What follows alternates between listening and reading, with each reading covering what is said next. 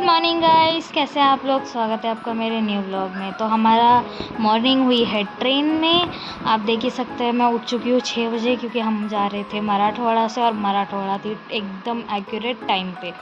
मैं बोली ना कि जल्दी हमारी ट्रेन छूटते छूटते रह गई, लेकिन हमें ट्रेन मिल गई थी। और हमें ट्रेन मिलने के बाद हम एक एक्यूरेट मतलब ट्रेन काफ़ी जल्दी आ गई थी, एक्यूरेट थी टाइमिंग पे। तो हमें 7:30 बजे ही उस ट्रेन ने आगरा पहुंचा दिया। तो मैं उठ चुकी थी 6 बजे, मम्मी ने उठा दिया था मुझे। अब भाई ट्रेन तो ट्रेन है, कहाँ नींद होती है। मेरी तो कमर दुखने लगी और अचानक से गाइस मैं बोली ना, मेरे आप प्रीवियस वीडियो में देख सकते हो, इतनी गर्मी थी गाइस, इतनी गर्मी थी कि मुझे मतलब पागल होने की बारी थी। लेकिन रात में जो ठंडी पड़ी गाइस, मुझे तो समझ में नहीं आ रहा था इतनी ठंडी कैसे अचानक से हो गई।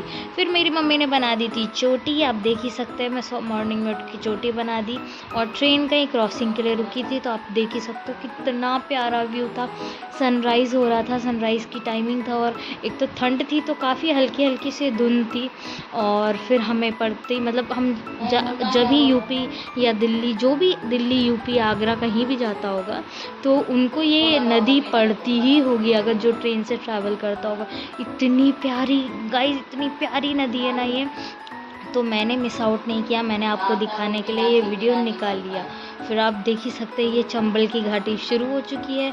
जो यूपी से, हाँ आप मुझे बताइए ये चंबल की घाटी का फुल स्टोरी क्या है, क्योंकि मुझे भी पता नहीं है। तो आप तो बता ही सकते हो कमेंट्स में।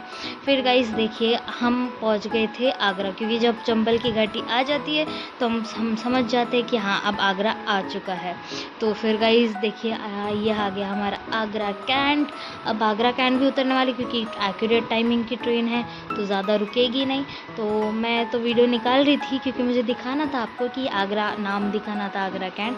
तो मेरी बहन बोली कि आप क्या घुस जाती उसमें, पूरा ट्रेन ख़त्म होने के बाद गाइस को बताती तू। फिर आप देख ही सकते, फिर मैंने कट आउट कर दिया। फिर हम ट्रेन से उतर चुके हैं, हमारा सामान। तो गाइज़ आप सोच रहे होंगे बैकग्राउंड वॉइस किसकी आ रही है, वो मेरी मम्मी की आ रही है। मेरी मम्मी मेरी नानी से बात कर रही है। और फिर मैंने मेरा फ़ोन दे दिया था मेरी छोटे बाबू को, मेरे युवराज को, क्योंकि मैंने बोला था भाई तू अब व्लॉग निकाल हमारा। फिर आ गए हम लिफ्ट के पास। फिर लिफ्ट के पास आने के बाद मेरा भाई आ गया था हमें पिकअप करने के लिए। फिर हम रुके डायरेक्टली होटल। इतने थक गए थे, मैं डायरेक्टली मतलब जैसी गाड़ी में बैठे और उसने गाड़ी चालू की कि मैं सो गई थी। और फिर काफ़ी भूख लगी थी तो हम रुके थे एक होटल पे। काफ़ी वो एकदम फ्रेश होटल पे नहीं, ढाबा पे। और ढाबा पे आपको पता ही है फ्रेश खाना मिलता है। तो ये हमारे आ गई थी कढ़ाई पनीर, दाल फ्राई।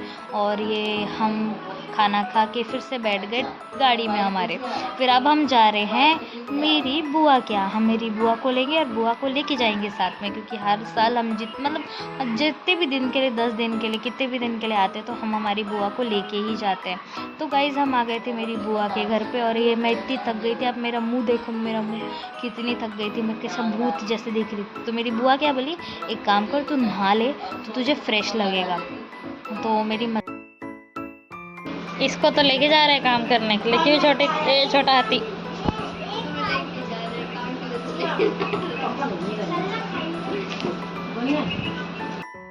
तो गाइस देखिए अब मैं जा रही हूँ फ्रेश होने। आप मेरा हाल देख सकते हो, ट्रैवलिंग में कितना बुरा हो गया।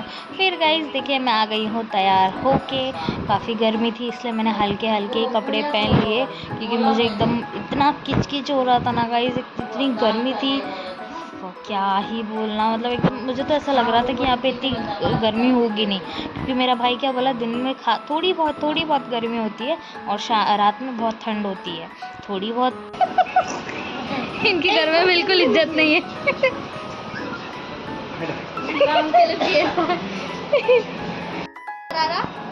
2500 इन्फेक्शन बोलना चाहता है वो, इन्फेक्शन बोला उसने।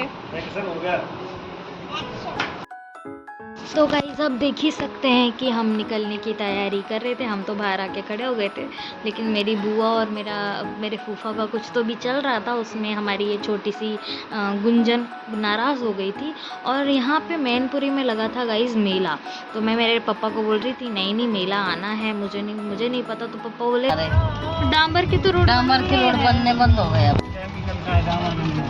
हाँ?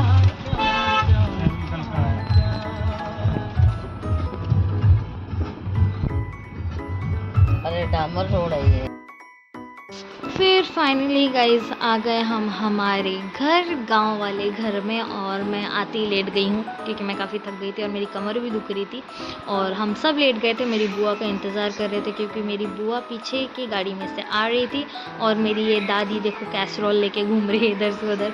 मैंने तोड़ दिया था कैसरोल। और ये मेरे चाचा का लड़का और चाची की लड़की, न सॉरी, चाचा का लड़का और लड़की। और ये मेरा युवराज।